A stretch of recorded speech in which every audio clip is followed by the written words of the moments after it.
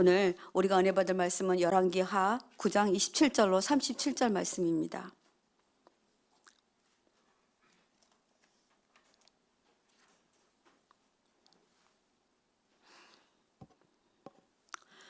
함께 봉독하도록 하겠습니다. 여러분이 한 절, 제가 한 절, 여러분이 한 절 이렇게 같이 읽겠습니다.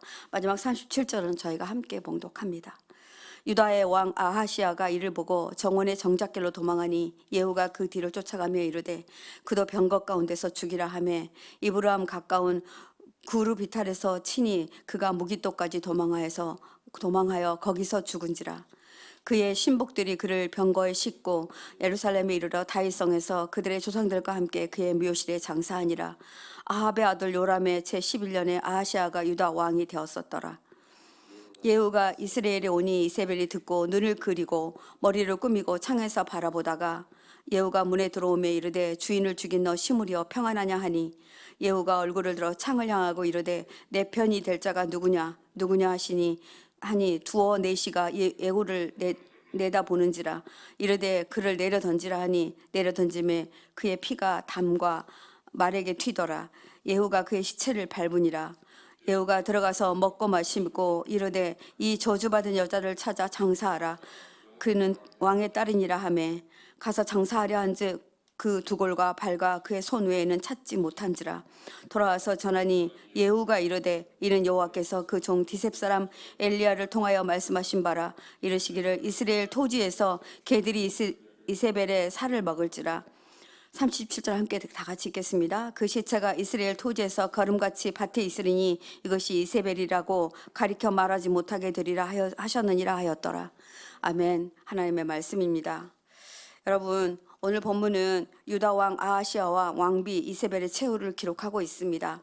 오늘 묵상하기 전 저는 열왕기하 9장을 이야기처럼 한번 여러분에게 들려드리도록 하겠습니다. 여러분, 예언자 엘리사가 수련생들 가운데 한 사람을 부르지요. 그 사람에게 너 기름병 가지고 가서 여호사밧의 아들 예후를 찾아 그에게 기름을 부어라 이렇게 말합니다. 그리고 하나님의 말씀을 전하라 말합니다. 내 주가 말한다. 내가 너를 이스라엘 왕으로 세웠다라고 그렇게 전해주어라 말합니다. 그리고 지체 말고 빨리 그곳을 떠나라 이렇게 말합니다. 가보았더니 군대 장관들이 함께 모여서 회의를 하고 있었습니다. 그중에 예후가 있었습니다. 예후를 불러내서 머리에 기름을 부으며 엘리사가 전해준 대로 그렇게 이야기합니다. 너는 내가 섬기는 상전 아합의 가문을 쳐라. 그 이유는 내 종 예언자들의 피와 그의 종의 피값으로 이세벨에게 갚으려 한다라고 말하고 아합의 가문이 모두 다 멸망시킬 것이라고 멸망시키라 이렇게 말합니다. 아합의 가문이 이제 예후의 손에 달리게 된 것입니다. 아합의 가문은 노비든지 종이든지 다 죽이라 이렇게 말합니다. 그래서 그리고 그들이 이제 죽게 될 것이고 이사벨의 죽음에 대해서도 얘기를 합니다. 이사벨은 개들에게 물어뜯겨서 그의 사체도 찾을 수 없을 것이다 이렇게 말합니다. 예후가 왕의 신하들이 있는 대로 다시 돌아오니까 무슨 일이냐, 좋은 일이냐, 무슨 일로 저 사람이 너에게 왔냐 이렇게 묻습니다. 그랬더니 예후는 이 말을 정말 너무나 귀한 일이기 때문에 자기가 왕이 된다는 이야기를 들었는데 쉽게 말할 수 없었겠죠. 그래서 슬쩍 넘기려고 하는데 자꾸 이야기해달라고 종용합니다. 예후는 자신이 이스라엘 왕으로 기름 부음을 받았다 말하고 엘리사 선지자가 보낸 사람이 나에게 와서 나를 이스라엘 왕으로 세우셨소로 이렇게 말씀합니다. 그때 사람들은 각자 옷을 벗어서 섬돌이에다가 이렇게 땅에다가 자기들의 옷을 벗어서 다 깔면서 예후에게 말합니다. 예후께서 임금님이 되셨다 그렇게 외칩니다. 그러자 예후는 장군들이 나와 뜻을 같이 한다면 이 말을 밖으로 흘리지 말아달라고 부탁합니다. 예후는 병거를 타고 이스라엘로 갑니다. 그곳에 병으로 누워있던 유다의 아하시아 왕이 병문안 차 와 있었습니다. 그러니까 한 곳에 다 같이 있었던 거죠. 그래서 이스라엘의 망대 위에 서 있는 파수꾼이 예후가 오는 것을 보고 웬 군대가 오고 있다고 소리칩니다. 요람 왕은 기마병을 보내서 그들에게 무슨 일이냐고 물어봅니다. 근데 기마병에게 엘리사는 아무것도 묻지 말고 내 뒤로 서라고 합니다. 그래서 이 사람을 보내지 않고 그대로 자기 병사를 만듭니다. 그 모습을 보고 무슨 일이냐라고 물으니까 아마 저 사람은 님시의 아들 예후가 분명하다. 말 타는 모습이 특이했던 것 같습니다. 그렇게 말합니다. 그래서 요람은 병거를 준비하여 병문안 아하시아와 함께 예후를 나봇의 땅으로 가서 마주대합니다. 그리고 예후 장군에게 평화의 소식이요라고 물으니까 당신의 어머니 이세벨이 저지른 음행과 마술 행위가 이제 그 악이 극에 달했으니 무슨 평화가 있겠소 대답하며 이 말을 듣고 이제 반역이라 금방 눈치챕니다. 그래서 아하시아 임금님 반역입니다 하고 이렇게 소리 지릅니다. 이 사람이 반역을 하고 있습니다. 그리고 도망가려고 하는데 도망가려는 등에 화살을 쏘아서 가슴을 꿰뚫고 나가 죽습니다. 예후는 요람의 시종 무관에게 말합니다. 이 시체를 들고 가서 이스라엘 사람 나봇의 밭에 던져버리시오. 당신은 나와 당신이 그의 아버지 아합의 뒤에서 나란히 병거를 타고 다닐 때에 주님께서 그를 두고 선포하신 말씀을 그대로 기억하십시오.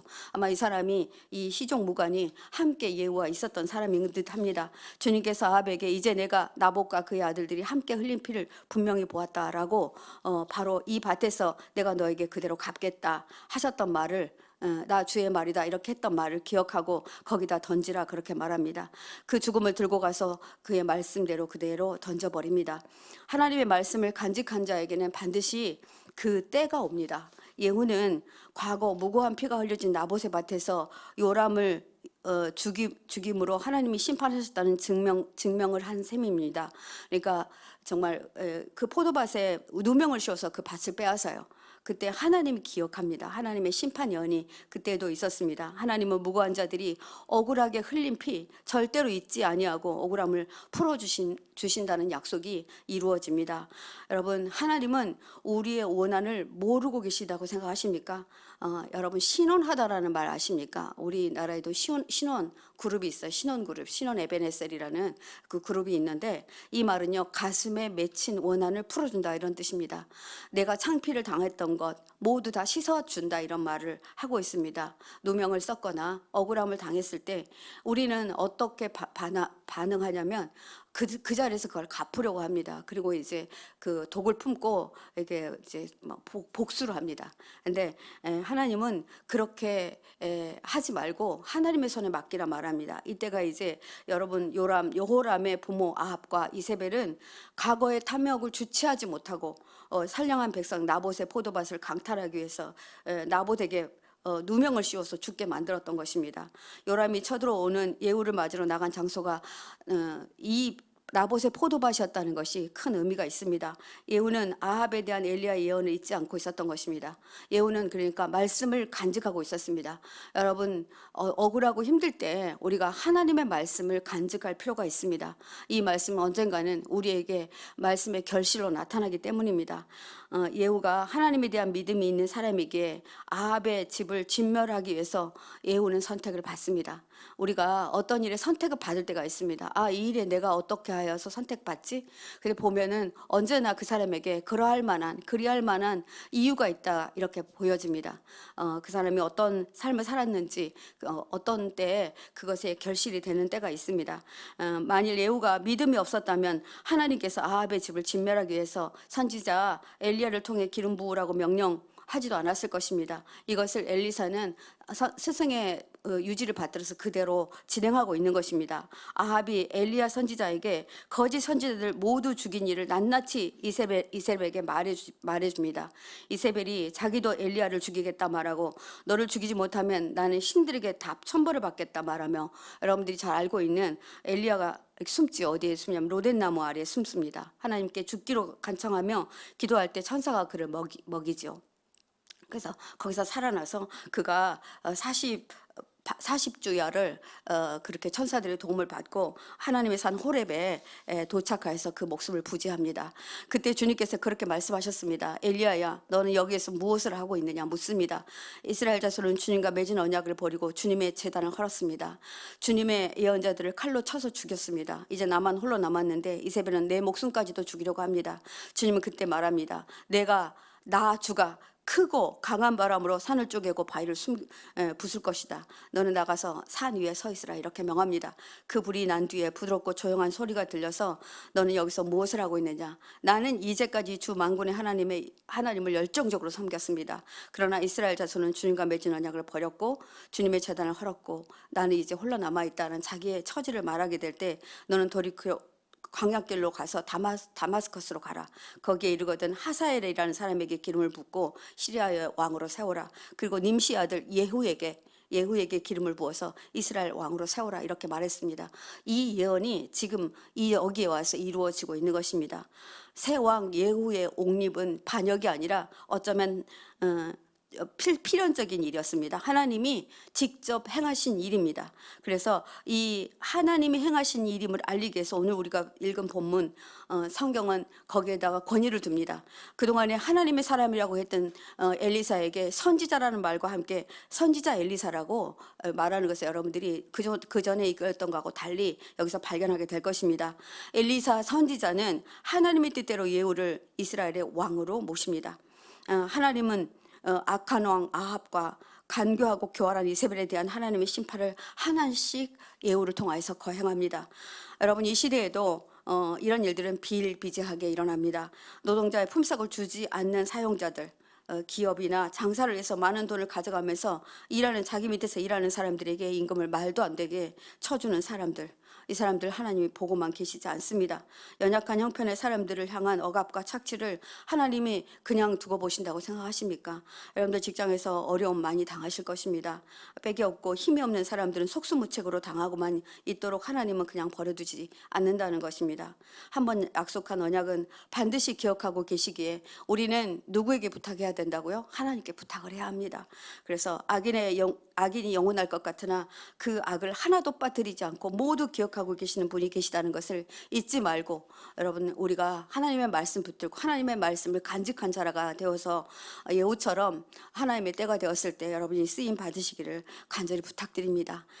아하시아의 최후를 한번 보십시오. 아하시아는 함께 동행했던 이 광경을 보고 정작길로 도망합니다. 그런데 예후가 그 뒤를 쫓아가서 그의 병거 가운데서 죽이라 명합니다. 이브란 가까운 구르비탈에서 칼을 맞고 도망하나 무기또 골짜기까지 정말 죽을 힘을 다해서 숨습니다. 그러나 아하시아의 시신은 거기서 죽게 되고 그 시신을 옮겨지고 조상들의 묘실에 이렇게 장사됩니다. 그래서 아합의 아들 아하시아는 짧은 생을 마감하게 되고, 하나님은 아하시아가 아합의 뒤를 이어 바알을 숭배하고 하나님 보시기에 악행하였으므로 하나님은 그의 죄악을 심판하신 것입니다. 여러분, 그러면 우리 오늘 본문 말씀의 이세벨을 한번 볼까요? 이세벨 어떻습니까? 이세벨의 영이라고 하고 이게 사악하다, 그리고 이제 저 간교하다 이렇게 할 때 이세벨을 들어서 우리가 이야기합니다. 예후가 이스라엘에 와 보니까 세상에 이 전쟁이라고 난리가 났는데 이 사람은 어떻게 하고 있냐면 머리를 다 꾸미고요, 눈을 그렸다 이렇게 말합니다. 그러니까 화장을 했다는 말이죠. 그렇게 하고 거기에 그렇게 요형을 떨고 앉아 있는 것입니다. 위급한 상황에도 자기 자신만 치장하는 사람, 허세를 부리는 사람. 이 여인 이세벨은 정말 어리석기 짝이 없고 과장된 위험은 누가 봐도 과간입니다. 역모를 일으켰다가 7일 만에 살해된 시므리를 빗대어서 예후에게 너 시므리가 아니냐, 시므리여 평안하냐 이렇게 묻습니다.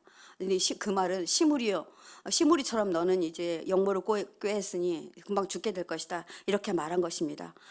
이세벨은 자신의 죽음을 자초하는 행동을 한 것입니다.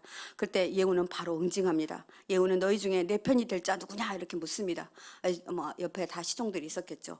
그때니 두어 명의 내시가 눈으로 신호를 보냅니다. 우리가 그렇다 이렇게 말합니다. 그러니까 저 여자를 창밖으로 던지라 이렇게 말합니다. 그렇게 명하자 던져버리는데 피가 담벼락에 흥건하고 말에게까지 튀었다 이렇게 말합니다. 그러니까 얼마나 그 죽음이 처절했는지 예후는 이세벨을 짓밟아 버립니다. 그래서 그냥 이렇게 내쳐둡니다. 그러니까 바로 시신을 수습하지 않았던 것 같습니다. 그런데 예후가 얼마가 지나고 난 다음에 그래도 왕의 딸이니 공주니 시신을 수습하라 이렇게 말합니다. 찾아보니까 여러분 23절 24절에서 엘리야가 이렇게 말합니다. 개들이 이스라엘 성에서 이세벨의 죽음을 찢어 먹을 것이다 하고 말씀하셨습니다. 열왕기상 21장입니다.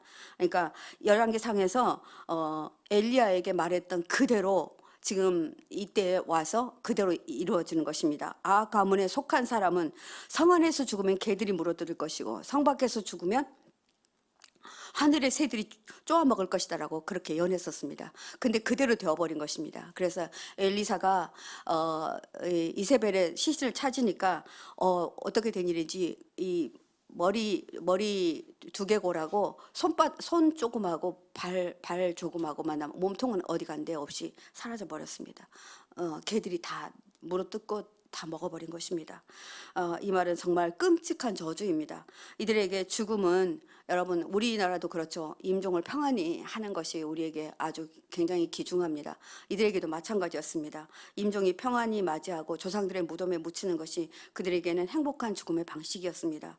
그런데 정말 객사를 당하고 그렇게 하는 사람이 있는가 하면 지금 이 사람의 죽음은 어떻습니까? 너무나 처절하지 않습니까? 짐승의 먹이가 되어버린 이사벨의 최후의 모습입니다.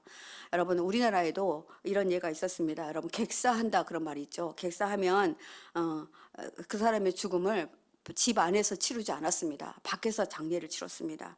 객사한 죽음은 집 안으로 들이지 않고 밖에 천막을 치고 거기서 드렸던 것을 여러분 기억하실 것입니다. 사람이 제명대로 살다가 자기 집에서 가족들이 지켜보는 가운데 평안하게 죽는 것이 너무나도 귀한 정말 죽음입니다. 근데 그 죽음을 맞이하지 못하고 이렇게 정말 처절하게 죽습니다. 생전에 부귀 영화를 누렸던 이세벨, 이스라엘 성 곁에서 개들의 먹이가 되는 죽음을 맞이하는 이 모습을 보십시오. 이 죽음은 이사벨의 전 삶을 송두리째 설명하고 있는 것이 아니겠습니까? 정말 부정적인 상징성이 강하게 된 죽음입니다. 정말 누구도 다시 기억하고 싶지 않을 만큼 이 죽음은 처절했습니다. 그녀의 생전에 악의 업보와 심판이 임했다는 것을 알 수 있습니다. 이세벨은 간교하고 사악해서 아합을 충동질하여서 온갖 죄악을 저지르게 합니다. 그리고 그 삶이 욕된 것이었다고밖에 말할 수 없는 그 평가를 받을 수 있었던 것은 많은 바알신과 아세라 신을 섬기게 했던 장본인입니다. 그런데 이 여자의 죽음, 이 왕비의 죽음, 이 공주의 죽음, 정말 그 신분이 굉장히 높았는데 정말 그 사체를 찾을 수도 없고 으깨지고 개에게 물어들어서 비참한 최후를 맞이합니다. 신하들의 보고를 받은 예후는 이 죽음은 이미 엘리야를 통해 말씀했다 이렇게 말합니다. 37절에 이 시체가 이스라엘 토지에서 걸음같이 밭에 있으리니 이것이 이세벨이라고 가리켜 말하지 못하게 되리라 이렇게 말합니다. 여러분 우리가 죽으면 한 줌의 흙이 되어서 다시 토지로 돌아갑니다. 그런데 그렇게 말합니다. 이 토지에 돌아가서 거름되지도 못하게 되는 인생, 거기 없었다는 겁니다. 이 시체가 지금 다 먹혀버리고 없었습니다. 이 말은 얼마나 무서운 말인지 모릅니다. 이세벨의 시신은 남은 것이 별로 없어 땅에 걸음도 되지 못하는 그 존재입니다. 존재가 사라져버리고 기억조차도 할 수 없는 그런 존재가 되어버립니다. 성도 여러분, 오늘 우리는 이 말씀 앞에서 우리가 어떻게 살아야 할지 생각하고 깊이 묵상하는 하루가 되어야 할 것입니다. 남편 아하방을 하나님의 대적하는 자로 살게 하는 죄, 하나님 대신에 바알을 숭배하는 죄, 온 백성에게 아세라상과 바알신을 섬기게 했던 죄만으로도 정말 너무나도 무서운 죄인데 이 사람은 하나님의 선지자들을 건드립니다. 그래서 죽입니다. 그래서 하나님이 세우신 여호와의 선지자들을 죽인 살인죄까지 범한 사람입니다. 우리는 누가 보지 않으면 자신의 죄를 가리울 거라 그렇게 생각합니다. 그리고 정말 은밀하게도 또 죄를 짓습니다. 그런데 하나님은 우리의 일거수일투족을 다 보고 계신다는 것입니다. 오늘 말씀을 통해서 우리에게 교훈되는 말씀입니다. 돈과 명예를 위해서 사람들을 속이고 짓밟고 올라가지만 결국은 그 끝이 있다는 것입니다. 악인이 잘 되는 것 때문에 여러분 속상해하지 마시기 바랍니다. 하나님 앞에서 지은 죄는 반드시 그 대가를 받기 때문입니다. 우리가 하지 않아도 하나님은 그렇게 하실 것입니다. 우리는 오늘 이 말씀을 정말 붙들고 하나님, 제가 하나님 앞에서 정말 부끄럽지 않게 살게 해주십시오 이렇게 기도해야 할 것입니다. 그리고 하나님 앞에서 아무도 모른다고 지은 악은 하나님이 다 보시고 계시고 알고 계시고 결국은 하나님이 하나님 방법으로 이렇게 죄값을 치른다는 것을 우리에게 보게 하시고 듣게 하시고 알게 하시니 감사합니다. 우리가 함께 기도할 때 시편 37편 다윗의 시 제가 한번 마지막으로 읽어드릴 테니까 이 말씀 듣고 기도하도록 하겠습니다. 악한 자들이 잘 된다고, 시편 37편 다윗의 시입니다. 악한 자들이 잘 된다고 해서 속상해하지 말며 불의한 자들이 잘 산다고 해서 시세워하지 말아라. 그들이 풀처럼 빨리 시들고 푸성기처럼 사그라지고 만다. 주님만 의지하고 선을 행하여라. 이 땅에서 사는 동안 성실히 살아라. 기쁨은 오직 주님께만 찾아라. 주님께서 내 마음의 소원을 들어주신다. 내 갈 길을 주님께 맡기고 주님만 의지하여라. 주님께서 이루어 주실 것이다. 너의 의를 빛과 같이, 너의 공의를 한낮의 햇살처럼 빛나게 하실 것이다. 이렇게 하나님께서 말씀 주십니다. 사랑하는 성도 여러분, 오늘 이 말씀 우리 안에 깊이 자리하고 이 이세벨의 최후, 아하시아의 최후, 요람의 최후, 이 최후들을 보면서 우리가 정말 악인은 반드시 하나님께서 심판하신다는 것을 잊지 마시고, 우리가 너무 억울해하지 마시고 기도하시고 말씀 붙잡고 하나님이 하실 일을 바라보며 오늘 하루를 정말 내 자신의 삶을 오히려 돌아보고 하나님 앞에서 부끄러움이 없는 삶인지 삶을 살기로 다짐하고 그렇게 나아가는 저와 여러분 되셨으면 생각합니다. 여러분 간구하는 마음으로 기도하겠습니다. 36절 말씀으로 기도하십니다. 36절 말씀입니다. 돌아와서 전하니 예후가 이르되 이는 여호와께서 그 종 디셉 사람 엘리야를 통하여 말씀하신 바라. 하나님은 하신 말씀을 시건하지 않으시는 분이십니다. 하나님의 약속을 믿고 억울한 일을 당하고 분을 삭히지 못하는 분들 하나님 앞에 회개함으로 나아가겠습니다. 하나님은 악한 사람을 그대로 두지 않는다 하셨습니다.